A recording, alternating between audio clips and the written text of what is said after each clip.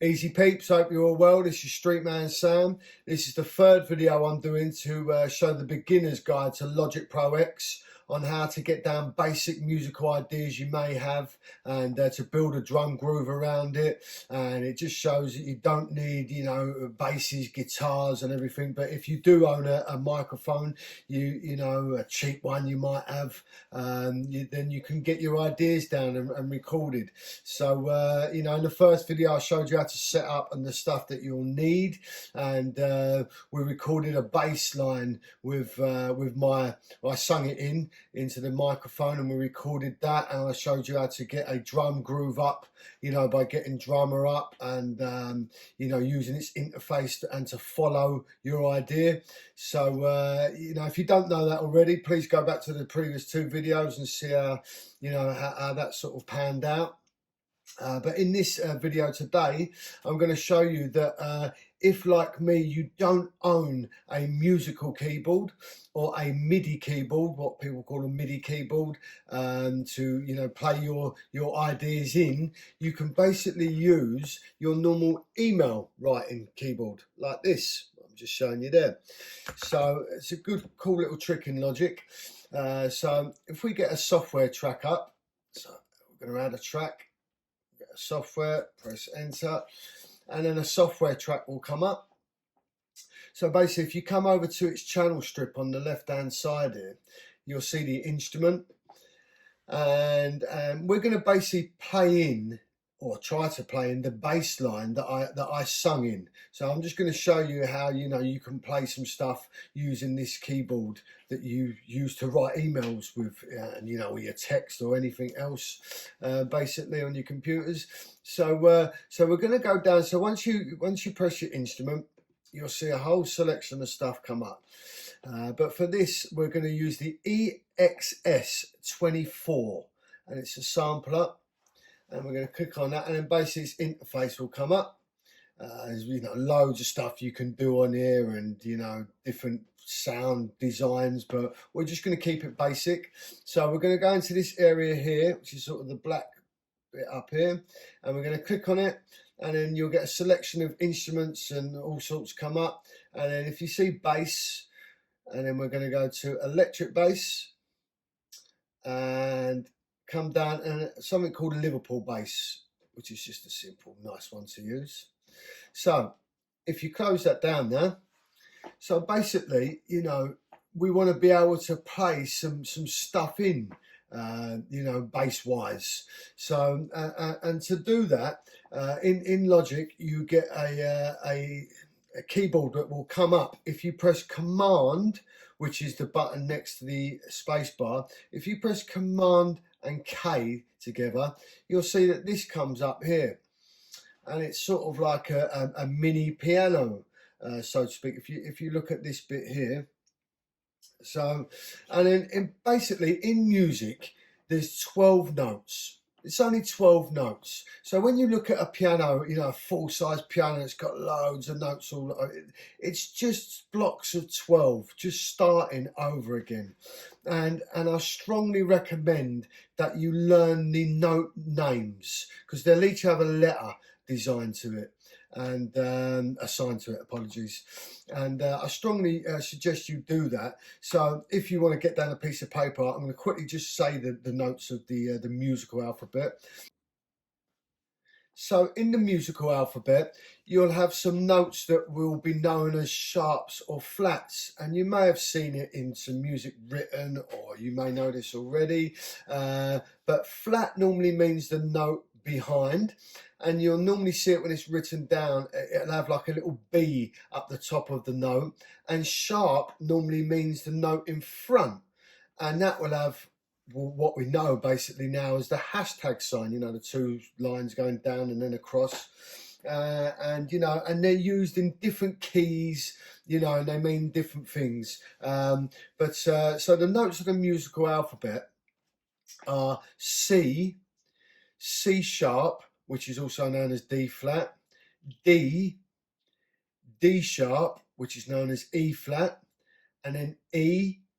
Then you go to F sharp, which is known as G flat, G sharp, which is known as A flat, A sharp, which is known as B flat, B. That's the last note, and then you'll start on C again. So basically what I want to do is I'll just show you on this little keyboard here, and this represents our bass track. And what you can do is when you get your track up, and then this keyboard comes up by pressing Command and K, and then you can start hitting notes on your keyboard, your writing keyboard, and it will represent certain things.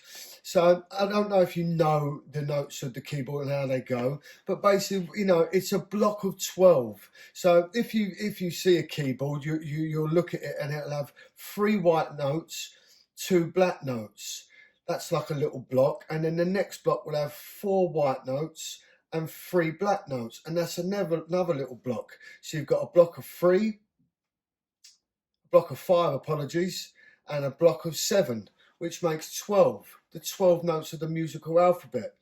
So when you press Command K and this keyboard comes up, it basically starts from C. So I will go through it and explain to you. So basically the A button equals the C note. The W button equals C sharp or D flat. The S button is D. The E button equals E flat or D sharp. The D button equals the E note. The F button equals the F note. And then it doesn't use the R because that's used to record. So this is how it is on here. So T is F sharp or G flat. G is actually G. Y equals G sharp or A flat. H equals A, U equals A sharp or B flat, and then the last note will be B. And then you'll just start over again. C, C sharp, D, D sharp, E. It's just one block of 12, just starting over again. So I strongly recommend you sort of, try to get to learn the notes, because once you learn notes and then you'll start putting them together, stacking them on top of together, and that basically makes chords, which are the basis of music, along with scales and all that. So, but yeah, so this little keyboard here, so we're just going to press Command K to take it off, and then Command K to bring it up. It's a really, really handy little tool, and so it means you can have a bass going through to it, as we got here. You can have a drum kit. You can have, the kick will be there, the snare. So you can basically tap out your patterns and your grooves and your ideas on your writing keyboard, and it will make musical ideas out of it. So basically, I'm just going to take this down again. So this was the example that the bass song I sung in with the drums that we made to fit by using the drummer interface and the follow. So let's just have a quick listen to this and listen to the groove of it. Just check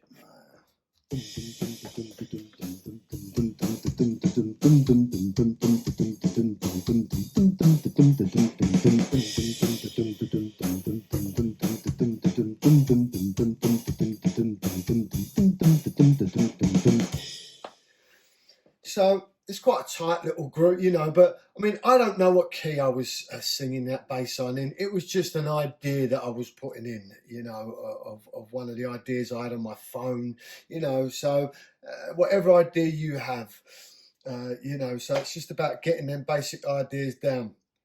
So what I'm going to do is I'm just going to mute that bass channel now and come back to our software channel, press Command K again, and I'm going to try and play in that groove by using this keyboard. Now I'm going to play in the key of E. I know the notes that make up the chord of E. Apologies, the chord of E will be the note E, the note G, and note B, which on your writing keyboard is D, G, J. So they equal the musical notes of E, G, So I'm just going to have a little, run around the groove of this. So let's have a jam playing some bass using our musical typing keyboard, and let's see if we can get a little groove going.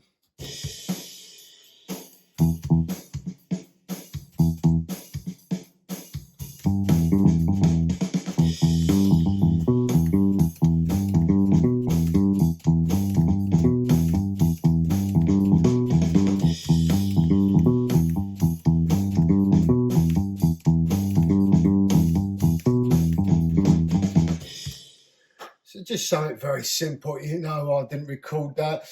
Just jamming along to it, using some notes, trying to keep in time. There was a couple of rough notes there, but yeah, it just shows that you can get a software channel up and get a sound up, and then by pressing Command and K, you're able to play with your Mac writing keyboard, some sounds in. So I'm basically just going to record a little something in there, and then I want to show you how we get another channel up, and then you can copy that in. So we're using MIDI. So let's copy just a basic something in. So while your musical keyboard is up, you can press R to record, because there's no R in this little keyboard that they give you here, so they've kept that there. So let's make sure that's all in. Yeah, you get a 4-bar counting if you press that button there. So let's do that.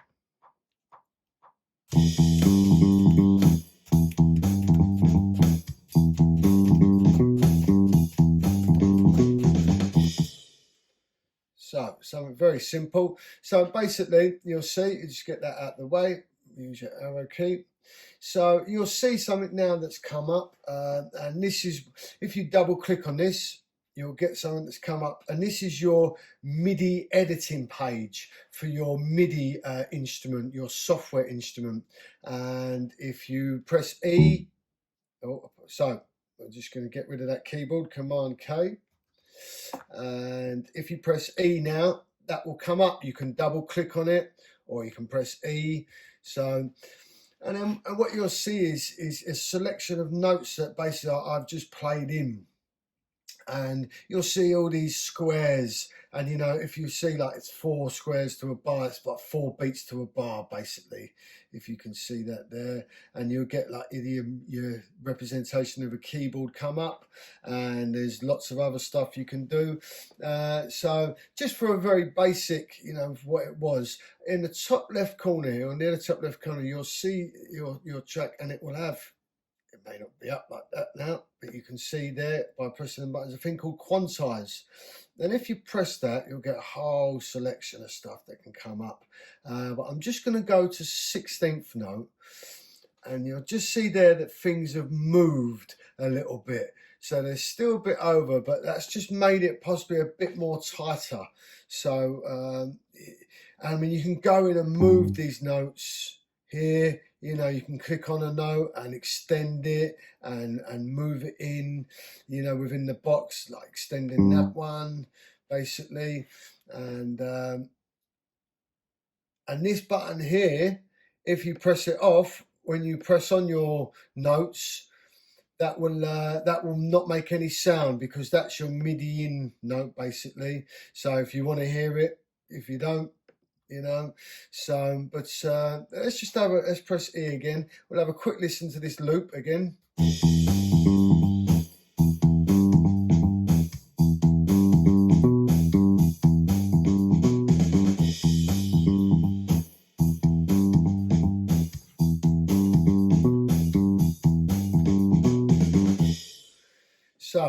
So that track's quite big at the moment. So to minimize your tracks, if you come to the bottom of this track over here, you'll see that the arrow key changes. If you just do that, if you just put on it, let's get that properly, you can just minimize your tracks. If you like your tracks bigger, like that, but we're just going to minimize it there, basically.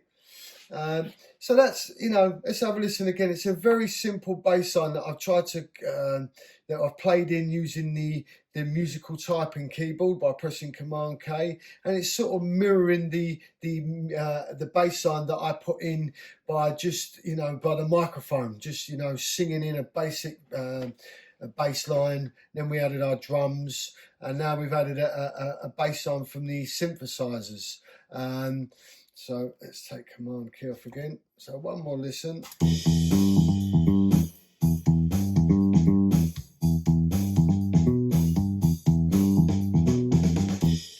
So just get used to, Command K. Just get used to being able to tap out your rhythms,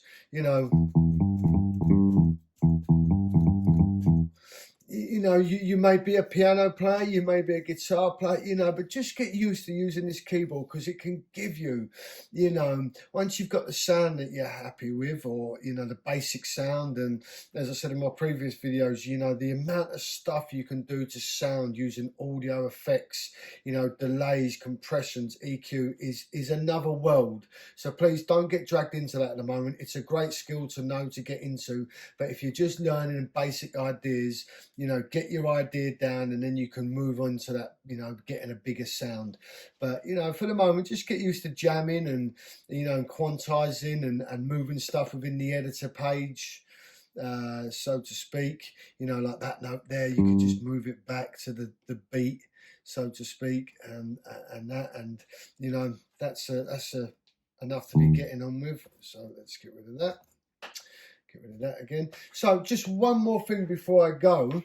So we've got a drum channel, we've got a bass channel, a bass riff. So if you wanted, say, like a synthesized riff, so to speak, or another channel, and think, well, I like that bass riff and I want something to mirror that. So what you can do is, we'll add another track, software instrument, enter.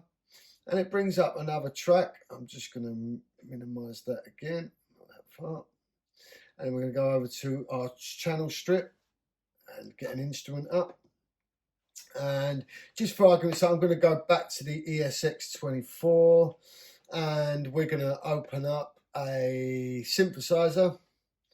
And what should we go for? Just a synth lead. This is just to show you basically, an example.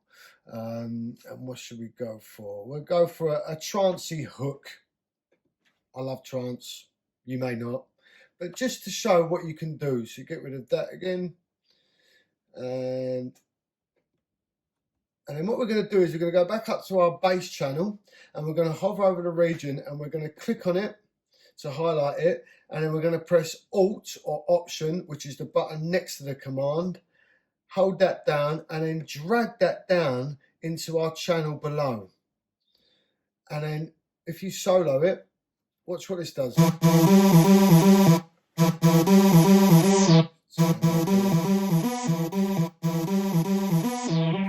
So it's basically mirrored the bass playing the notes that you've played, and then you can put it into a different sound. Now, it's not the best, sounds can be worked on, but just an example of what you can do just to start layering your stuff. So let's have a look, let's have a listen even to what all these three sound like now.